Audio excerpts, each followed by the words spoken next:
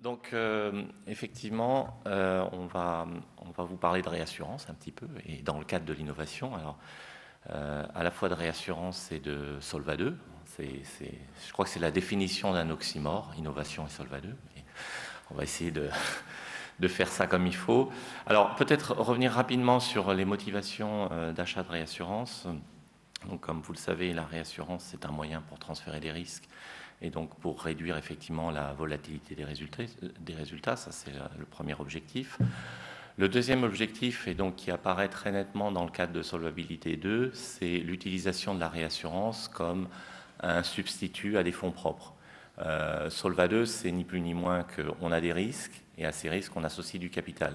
Donc si on réduit les risques, on réduit le besoin de fonds propres. Et donc on voit très bien que dans le cadre de Solva 2, la réassurance est un moyen finalement de financement des fonds propres. Le troisième objectif, c'est le besoin de liquidité, c'est-à-dire que on génère avec l'activité d'assurance, on génère des valeurs, enfin on génère des profits futurs, et donc on peut en quelque sorte monétiser à travers des traités de réassurance, et Anne expliquera ça, cette valeur présente de profit futur.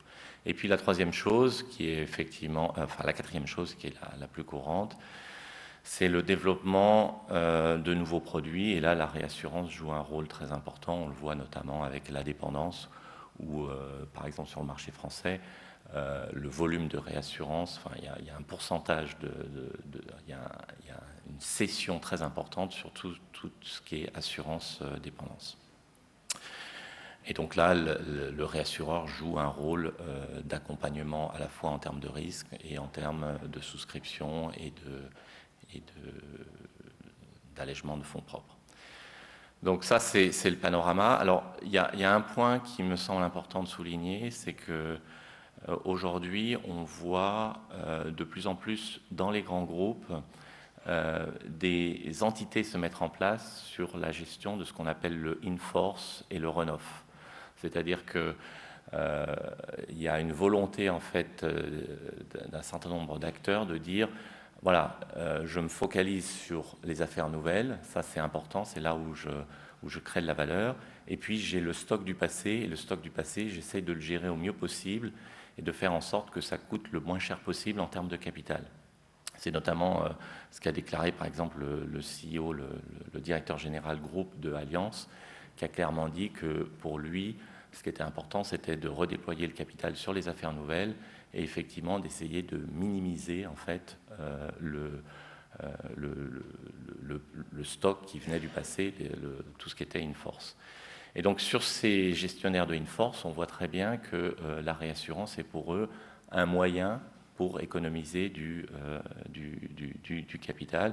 Et juste pour être dans l'actualité, je ne sais pas si vous avez remarqué, mais il y a eu un communiqué de presse qui a été fait par AXA, je crois la semaine dernière, et qui explique qu'ils ont transféré en fait un gros bloc de longévité du marché français au marché de la réassurance. Et donc on voit très bien que le passé, en quelque sorte, avec cet exemple-là, donc qui est un portefeuille de rente viagère donc très important, est transféré au marché de la réassurance. Et donc l'idée, c'est véritablement de réduire le besoin de fonds propres sur le stock, sur l'in-force, pour pouvoir le redéployer sur effectivement le cœur de métier de ce qu'est le métier d'assureur ou de mutuelle ou d'institution de prévoyance, qui est véritablement la création de valeur à travers des nouvelles affaires. Et donc, sur cette présentation, on va, dans un premier temps, moi je vais me focaliser un peu plus sur le passé, et puis Anne aura la chance de se focaliser sur le futur. On prend le message comme on veut, mais c'est ce qu'on m'a demandé de faire. Donc, peut-être revenir à des choses très, très basiques. Tout d'abord, se focaliser sur l'utilisation de la réassurance comme un outil qui permet de réduire ce qu'on appelle le SCR. Alors, vous savez qu'un ratio de solvabilité, c'est quelque chose de très simple, en quelque sorte. C'est d'un côté la richesse disponible divisée par la richesse contrainte. Et donc la richesse disponible, donc il y a le capital, il y a les résultats que vous, en tant que mutuelle ou institution de prévoyance, vous avez créés au fil du temps. Vous pouvez ensuite l'augmenter en faisant ce qu'on appelle une émission de dette subordonnée, hein, donc dette hybride. Et pour mémoire, il faut savoir qu'il y a eu des émissions, chez les institutions de prévoyance, il y en a eu l'année dernière de façon significative, hein, puisque Humanis a émis de la dette subordonnée à 5,75%, pour une durée de 10 ans. Et Apicil a fait la même chose avec un taux un peu plus bas à 5,25%. Donc ça a un coût, ça permet d'améliorer son ratio de solvabilité, mais on voit que le coût est relativement élevé, même si le coût c'est le spread, c'est-à-dire que la dette elle est réinvestie dans des actifs qui eux-mêmes rapportent de l'argent, mais en faisant ça, on augmente aussi le risque de marché. Voilà. Et puis, il y a la troisième chose qui est peut-être un peu moins présente, notamment chez les mutuelles, c'est ce qu'on appelle la valeur de portefeuille, c'est-à-dire la valeur présente des profits futurs pour les contrats qui ont une durée assez longue. Alors, c'est le cas, par exemple, en assurance vie, où cette composante-là est extrêmement importante. Et elle peut représenter, j'ai le cas par exemple de compagnies comme Aviva, où ça peut représenter jusqu'à 50% de la valeur de la richesse disponible. Donc c'est un montant significatif. Et comme m'avait dit le directeur financier à l'époque, il disait c'est du monkey money, c'est de la valeur qui est extrêmement volatile. Et donc, en fonction des taux d'intérêt, cette valeur peut bouger énormément.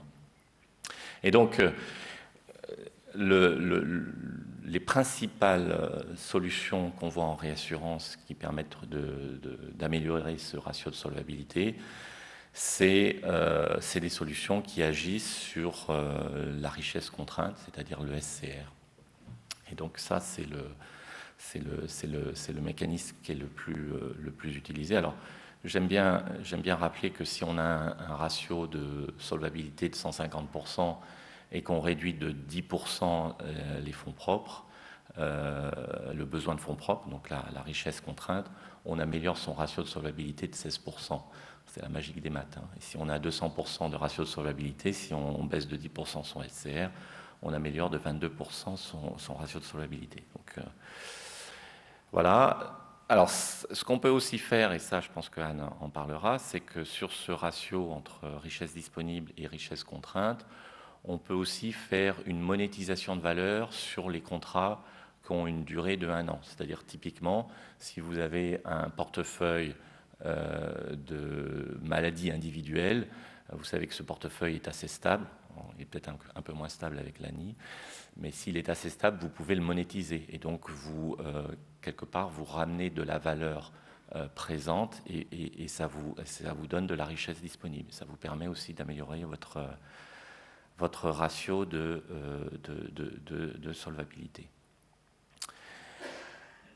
Donc, si on se concentre sur ce qui a été fait jusqu'à présent, donc je reviens sur l'idée que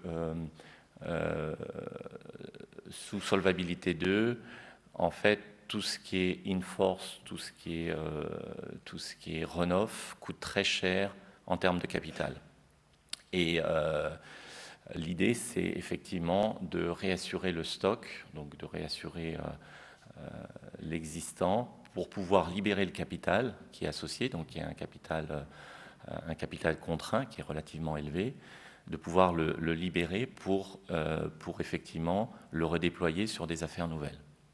Et donc, je vais prendre un exemple très simple. Si vous avez un portefeuille de rente qui a été constitué parce qu'il y a eu des invalidités dans le passé. Alors, on peut prendre l'exemple d'une institution de prévoyance, par exemple, qui a un portefeuille de rente d'invalidité, de rente de conjoint et de rente d'éducation qui est relativement important. Et donc ça coûte en termes de SCR, ça coûte en termes de risque de marché, ça coûte en termes de SCR, de longévité qu'il faut mettre en place. Et donc l'idée, c'est de se réassurer, par exemple, sur ce stock. Alors c'est vrai, quand on parle de réassurance, on parle souvent de réassurance sur des nouveaux produits, sur des nouvelles productions. Là, l'idée, c'est le sinistre, il s'est déjà réalisé, puisque les gens sont déjà sont en invalidité, il y a des rentes de conjoints qui sont servies, et il y a des rentes d'invalidité en cours. Et donc l'idée, c'est de prendre le bloc de rente d'invalidité et de le réassurer, par exemple, à 80%. Donc, c'est ni plus ni moins qu'une quote-part qui est faite sur ce stock-là. Et là où ça devient un peu, je dirais, novateur, c'est qu'en fait, l'assureur donc sort 80% de ses rentes et les transfère au réassureur. Et l'assureur fait aussi un chèque d'à peu près le même montant, je dis à peu près le même montant, et ça dépendra des conditions de marché, fait un chèque du même montant. Donc s'il transfère 100 millions de réserves, l'assureur, lui, va faire un chèque de 100 millions d'euros à son réassureur, et il va lui transférer donc la totalité du portefeuille. Et l'idée, c'est que le réassureur, lui, il va assurer le paiement des rentes jusqu'à l'expiration naturelle. Et le réassureur, l'assureur, se sera complètement dégagé, pour les 80% par exemple, du règlement des sinistres jusqu'à expiration naturelle des rentes. Donc, juste pour repréciser les choses, donc on a une mutuelle, des mutuelles ou une institution de prévoyance, une cession qui se fait donc où on cède 80% des réserves. Il y a un transfert de cash qui est associé, donc on transfère en fait on transfère ces réserves, mais on transfère aussi le cash. Donc ça, c'est quelque chose qui se pratique. Enfin, c'est une nouvelle pratique en quelque sorte. Et le réassureur, lui, il s'engage finalement à régler le passif jusqu'à l'expiration naturelle. Alors, quand on commence à en parler aux clients, il y a plusieurs questions qui viennent. La première, c'est oh là là, mais mon risque de crédit, j'ai fait un chèque de 100 millions à mon assureur. Voilà, qu'est-ce qui se passe s'il fait faillite? Alors, c'est vrai qu'il faut travailler avec des réassureurs qui sont plutôt solvables. Il y a toujours la possibilité de mettre des nantissements. Mais il faut savoir, et ça c'est pas depuis Solva 2, il faut savoir qu'en fait les nantissements ne sont pas obligatoires en France depuis 2008. C'est-à-dire que vous pouvez très bien avoir une créance chez le réassureur, mais elle n'est pas forcément nantie. Donc il y a possibilité effectivement de faire un nantissement, mais ce qui est intéressant pour le réassureur, c'est que lui, il reçoit donc cet engagement de couvrir vos rentes jusqu'à expiration, mais il reçoit aussi un chèque de 100 millions, en l'occurrence dans cet exemple-là, et lui, il va s'assurer d'un rendement qui est suffisant, donc il va être dans un environnement qui va être probablement différent du vôtre, il va être soumis ou pas à Solva 2, il aura peut-être un modèle interne qui lui permettra d'être un peu plus agressif, et il va pouvoir assurer un rendement qui sera probablement plus élevé que le vôtre et qui sera certainement moins cher en termes de capital. Et donc, il y a un win-win qui se met en place. Le fait de demander un nantissement, ça va effectivement le contraindre, et plus vous allez demander un nantissement élevé, moins il pourra être compétitif sur le prix qu'il vous donnera. Mais ce mécanisme, en fait, permet, et on le voit très bien avec la formule standard, permet en fait de transférer en fait le risque de marché, hein, qui est un risque important chez les assureurs, et notamment les assureurs vie. Donc vous transférez un risque de marché, vous transférez le risque de longévité, vous transférez en fait le risque d'adéquation passif-actif au réassureur, et en contrepartie, vous prenez un risque de défaut, c'est-à-dire que si jamais effectivement le réassureur fait défaut, vous vous retrouvez effectivement à être en situation où vous devez assurer le run-off. Et ce que je veux dire ici, c'est que ce qui est intéressant pour l'assureur, pour la mutuelle, pour l'institution de prévoyance, c'est que si par exemple elle a effectivement énormément de cash à un moment donné, et qu'elle se pose la question, mais dans quoi je vais le réinvestir, parce qu'aujourd'hui les taux sont extrêmement bas, ça peut être une solution de réinvestir dans ce type de mécanisme, parce que le réassureur, il va vous garantir un taux de rendement qui est équivalent à celui qui doit être, que vous allez donner en quelque sorte à vos assurés. Et donc, ça peut être effectivement une solution extrêmement constructive. Alors, nous, on en parle beaucoup sur le marché en ce moment. Il y a beaucoup d'acteurs qui sont en train de tester cette formule-là. Il faut savoir que ça met toujours un pied dans le bac à sable du directeur financier, parce que le directeur financier, il aime bien pouvoir gérer ses actifs un peu comme il le veut. Sauf que là, c'est vraiment une solution qui permet effectivement de gérer le passif et l'actif. Donc voilà, c'est juste une illustration. Et encore une fois, le message ici clé, c'est avec la réassurance, on peut réduire le besoin de fonds propres sur le bloc d'affaires passées pour pouvoir le refocaliser sur le développement et sur la création de valeur et la production d'affaires nouvelles. Et donc pour le futur, Anne, si tu veux, si tu veux continuer.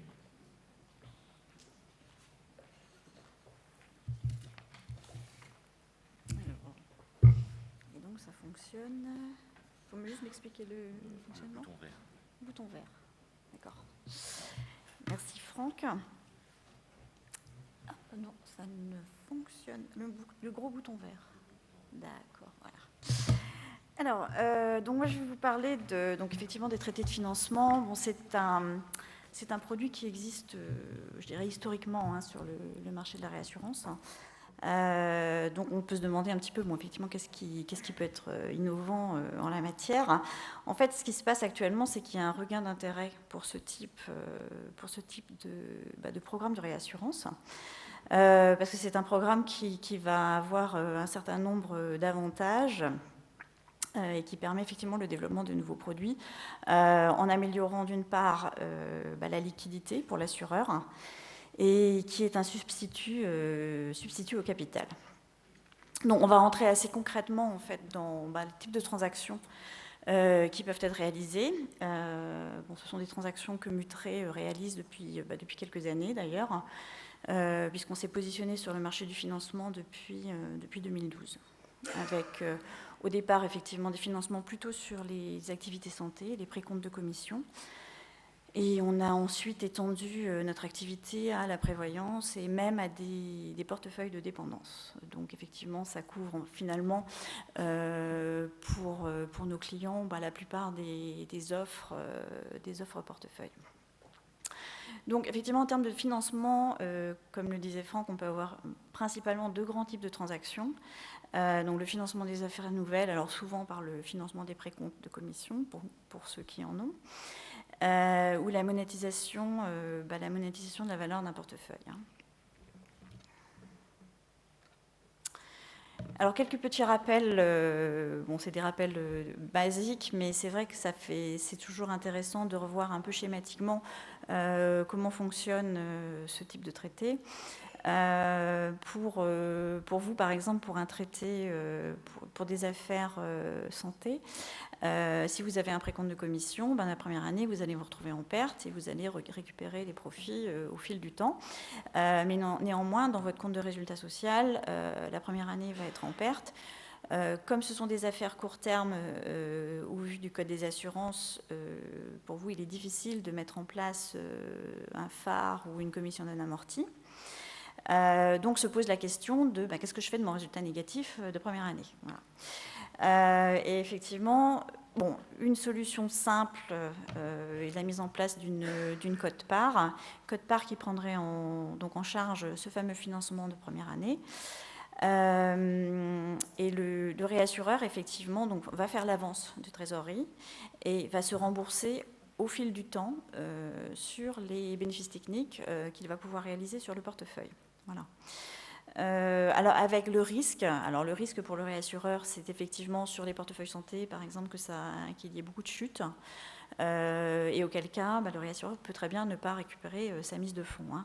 On essaye effectivement dans notre gestion des risques, on a un suivi, mais vraiment très très très très fin, je dirais, de ce type de risque. Et on propose, le cas échéant, à nos clients de revoir les niveaux de tarification pour effectivement que le traité au global soit équilibré. Parce que ce qui se passe aussi, c'est qu'on travaille sur plusieurs générations avec un même client.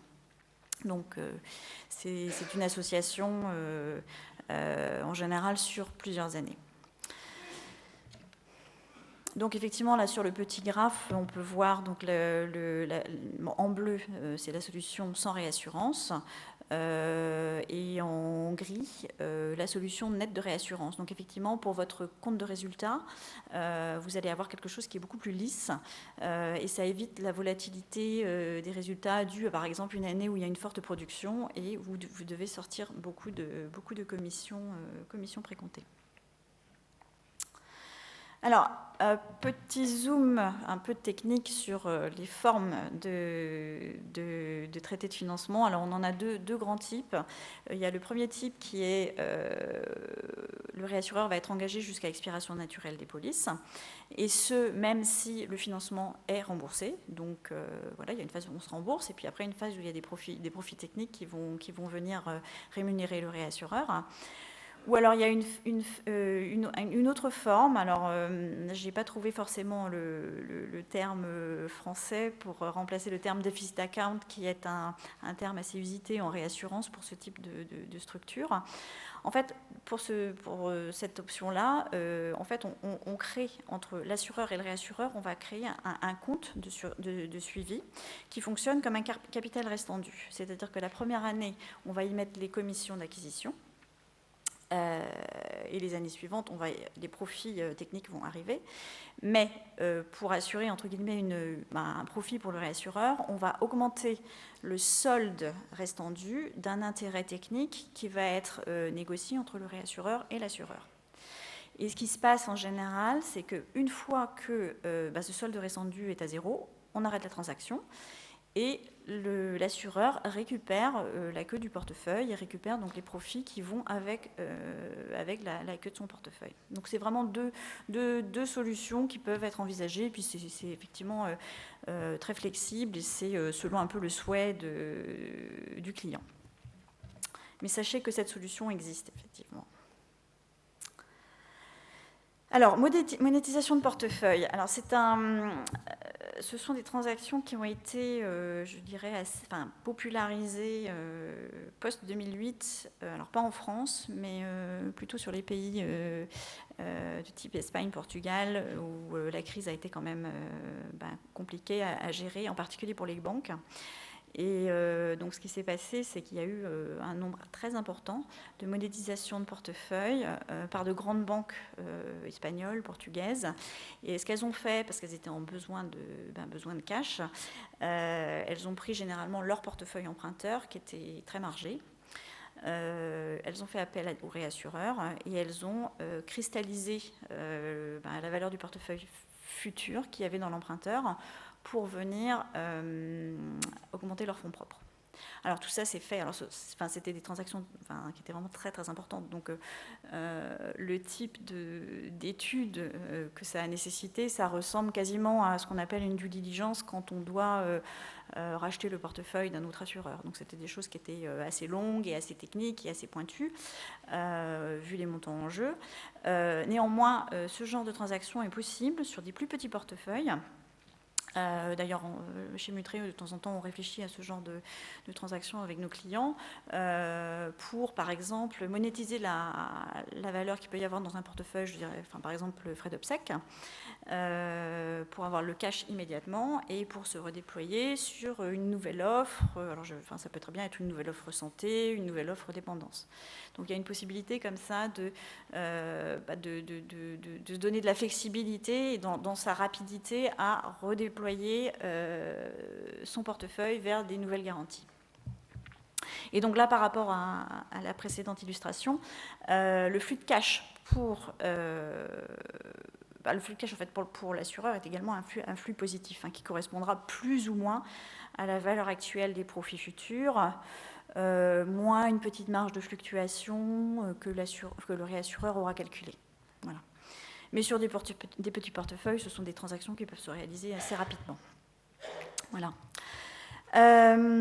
Donc pour votre bilan social, effectivement, ça va avoir un avantage immédiat puisque la monétisation de la valeur actuelle du portefeuille, elle rentre directement dans vos fonds propres. Et alors pour solvabilité 2, je vais revenir un petit peu sur les subtilités. En Solva 1, c'était vraiment, je dirais, un peu une panacée, puisque ça permettait effectivement de monétiser cet actif intangible. Solva 2 prend déjà en compte cet actif intangible. Mais néanmoins, on a encore des leviers d'optimisation qui sont la frontière des contrats. Voilà, puisqu'on a des asymétries entre frontières des contrats pour les assureurs et pour les réassureurs. Donc j'ai pris l'exemple d'un contrat santé ou d'un contrat prévoyance collective. Pour vous, la frontière du contrat sur ce type de prestation, c'est 1 an. Et pour le réassureur, dès lors qu'on va structurer le traité sur plusieurs années, nous, on peut prendre le bénéfice du contrat sur plusieurs années. Donc en fait, on a un arbitrage de frontières des contrats. Donc ça fait partie de la flexibilité que nous apporte cette spécificité de solvabilité 2. Bon, ça aussi, le deuxième point, je pense que tout le monde en est conscient également, qu'on n'est plus limité à 50% comme on l'était sous Solva 1, donc c'est un avantage quand même assez important, sans passer à 100%, mais vraiment de pouvoir passer à du 80%, ça peut être tout à fait intéressant. Comme le disait Franck, donc ce qu'on va réduire pour l'assureur, c'est le SCR du risque de souscription, donc qui peut être très significatif, et l'introduction du risque de défaut du réassureur, qui sera en théorie, les réassureurs ont en général une bonne notation, donc le risque de défaut reste relativement, relativement marginal. Et dernier avantage, non des moindres, c'est vrai que ça transforme des cash flows incertains en cash flows certains, d'où un avantage par exemple pour votre ALM. Et il y a aussi une réduction de la volatilité globale du résultat. Ce n'est pas le produit miracle, mais c'est quand même, intéressant. Alors, j'espère que c'est suffisamment clair. Alors, on a listé en fait quelques transactions que Mutré a soit réalisées, soit étudiées. Donc, pour vous donner de façon un peu concrète, qu'est-ce qui peut être fait. Donc, je dirais que le type de transaction qu'on réalise le plus couramment, c'est la santé individuelle, donc financement de précompte de commission sur les portefeuilles de santé individuelle, avec comme motivation principale pour des acteurs qui sont peut-être plutôt en phase de développement le besoin de trésorerie, mais il y a également la réduction du SCR qui est tout à fait bénéfique.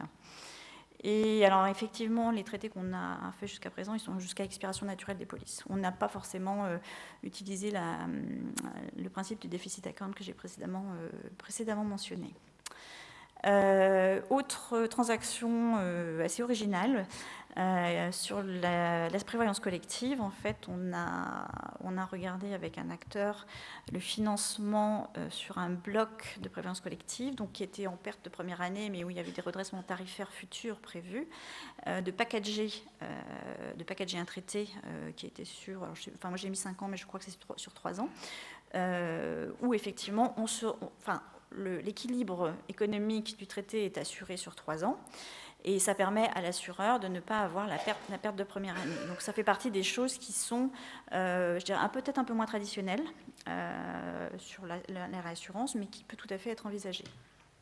Avec évidemment toutes les précautions qu'on peut prendre autour de l'augmentation tarifaire future. Et enfin, les temporaires d'essai, donc effectivement, dans la plupart des portefeuilles, sont des sources de valeur qui peuvent être effectivement appréciables à monétiser quand on veut se lancer sur une nouvelle gamme de produits. Et effectivement, on a été interrogé récemment sur ce type d'affaires en disant bah oui, moi j'aimerais bien lancer un produit X, mais voilà, j'ai pas forcément les fonds pour en particulier financer le réseau. En revanche, j'ai ce portefeuille temporaire d'essai qui pourrait m'aider. Et donc effectivement, on peut avoir cet effet de subvention croisée de portefeuille. Voilà. C'est un peu pour, enfin vraiment, ça donne des idées, parce que on n'y pense pas forcément de façon systématique, mais par exemple, je pensais aux fonctions actuarielles, en préparant cette présentation, là, je pensais aux fonctions actuarielles qui doivent donner un avis en fait sur les programmes de réassurance. Ça permet à la limite de se poser des questions un petit peu au dehors de la quote-part, l'excès et le traité 4. Ça permet de se dire, bah, tiens, peut-être que si je faisais ce type de transaction, ça pourrait me permettre d'optimiser ma gestion des risques. Alors, un petit tableau récapitulatif où j'ai laissé effectivement la partie action, même si pour la plupart d'entre vous, effectivement, c'est pas forcément pertinent, mais c'est toujours intéressant quand même d'avoir la vue un peu globale des différents types de solutions selon différents critères. D'ailleurs, il y a un petit mot anglais qui est resté au passage. Bon. J'espère que vous ne m'en voudrez pas. Donc la réassurance, effectivement, en termes de coût, ça va être variable, ça va être selon la négociation. Les actions, clairement, pour ceux qui doivent en émettre, le coût est onéreux, puisqu'en général, les RO attendus par les actionnaires, en particulier, pour la plupart des actionnaires d'ailleurs, peut-être très supérieur à ce qu'on peut payer sur un traité de réassurance ou même sur un titre subordonné. Un avantage de la réassurance, c'est sa flexibilité, parce que finalement, on s'adapte au portefeuille, là où les actions, les titres subordonnés restent des instruments financiers complètement déconnectés à la limite du risque que vous allez vouloir souscrire. En termes d'implémentation, alors tout ça, c'est très... c'est du jugement, donc c'est mon avis sur les... Vous allez me dire que je suis peut-être un peu biaisée du coup, sur la difficulté d'implémentation des différentes solutions. Un traité de réassurance, ça reste quand même quelque chose que, en général, on maîtrise assez facilement, qui est assez facile à faire passer au niveau des COMEX. Et c'est aussi bien accepté du régulateur. Donc ça, c'est un très grand avantage. Là où l'émission d'actions et même les titres subordonnés, ça demande un petit peu plus de sophistication dans la mise en œuvre. Quand on parle de capacité, pour les capacités, effectivement, pour un réassureur donné, il peut très bien y avoir des contraintes de dispersion. En termes de gestion des risques, un réassureur peut très bien être limité par rapport à un client donné. Il ne peut pas financer plus de X millions pour l'assureur Y. Donc ça peut être une limite et ça peut vous amener à devoir changer de réassureur, par exemple. Là où actions et titres subordonnés, on considère que la capacité, elle est importante. Ce sont des marchés quand même liquides. Déductibilité fiscale, effectivement, la réassurance, c'est un coût, donc ça se déduit de vos impôts. Les titres subordonnés aussi, les intérêts que vous devez payer aussi, là où les actions n'ont pas d'impact. Et je passe effectivement sur les deux derniers points rapidement. La réassurance est le seul qui permet un transfert de risque, un réel transfert de risque, et donc une réduction de votre SCR. Et il y a l'aspect service que le réassureur est capable de vous offrir en plus du reste. Donc voilà un petit peu pour le tableau comparatif. Et on en arrive déjà à la conclusion. Le timing est bon. Parfait, mais on ne me donne pas le son. Ah si, voilà. Non, mais c'est parfait. La conclusion, c'est maintenant. C'est parfait. Voilà. Donc effectivement, ça reste une forme. Les différentes formes de réassurance que Franck et moi avons présentées sont des formes quand même assez, ce qu'on appellerait souples. Bon, alors peut-être avec plus ou moins de temps d'implémentation. Hein. Quand on parle de transfert de portefeuille, par exemple, je dirais que l'aspect étude actuarielle va prendre un petit peu de temps. Il va falloir se mettre d'accord un petit peu sur l'estimation du risque de run-off, hein, parce qu'il y en a un. Pour un financement, en général, la mise en œuvre est assez rapide. Ça se compte en quelques mois au maximum, je dirais. Hein. Et effectivement, on offre le service qui va avec. Enfin, pour Mutré, c'est l'offre sur l'aspect santé, la connaissance santé.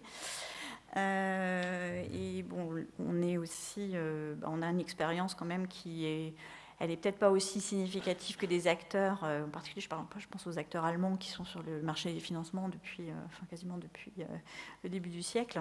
Pour nous, ça n'est que 2012, mais on a été très actifs sur le secteur, donc on a appris à gérer et à suivre ce type de portefeuille avec un feedback à nos clients. Et la dernière chose, on est aussi monté en charge sur l'aspect S2, donc on peut, si le besoin s'en faisait sentir, hein, on peut également vous aider sur l'aspect impact S2 des différents traités. Et voilà. Merci. Alors, puisqu'elles ont attendu quand même toute la présentation, peut-être, mesdames, avez-vous une question d'ailleurs pour Anne et Émilie, ou sinon Anne et Franck, peut-être dans la salle, vous avez une question. Sinon, on passe directement à la présentation suivante. Mais c'est vrai que les hôtesses sont attendues.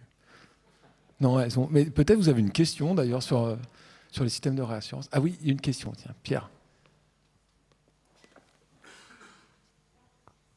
J'imagine que l'assureur s'engage à suivre la dérive des dépenses de santé pour maintenir la profitabilité des contrats à terme. En code de la mutualité, comment ça s'articule avec la souveraineté de l'Assemblée générale en matière de fixation des tarifs ? Alors là, c'est vrai que je vais peut-être être un peu courte là-dessus. En fait, ce sont des négociations, encore une fois, ces renégociations tarifaires sont conjointes. Hein. On fait des propositions en tant que réassureur et la mutuelle va, de toute façon, reste malgré tout souverain en la matière. Hein. Donc, je ne sais pas si je réponds à votre question en la matière. Oui. Oui, mais ça fait partie du jeu aussi. Ça fait partie du jeu. Hein. On est aussi là pour ça. Franck va préciser. Ouais. Si, ça va venir. Si, au fur et à mesure que tu parles. Ouais. Je suis. Ah si, ça. Non, c'est effectivement après tout est dans la négociation contractuelle entre l'assureur et le réassureur, et donc on peut très bien prévoir des choses qui diffèrent de ce que vous allez faire vous en tant qu'assureur. Donc je veux dire, ça fait partie de la négociation. C'est comme si vous réassurez vos rentes d'invalidité, par exemple, il est fort probable qu'il y ait, par exemple, que l'âge légal de la retraite, qui aujourd'hui est à 62 ans, il change l'année prochaine ou dans les 2 années qui viennent. Bon, ça, c'est quelque chose à prévoir dans la négociation contractuelle qu'il y a entre l'assureur et le réassureur. Et c'est je dirais... voilà, si c'est couvert, si c'est couvert et qu'on sait que c'est quelque chose qui va probablement arriver, la couverture va être plus chère. Si on l'exclut, on aura une couverture qui sera plus compétitive. Et là, je dirais, c'est la même chose entre un assureur santé et son réassureur, c'est de se mettre d'accord sur effectivement qu'est-ce qui peut se passer. Et en aucun cas, le réassureur n'empêchera effectivement ce qui doit être fait au niveau réglementaire, au niveau code de la mutualité.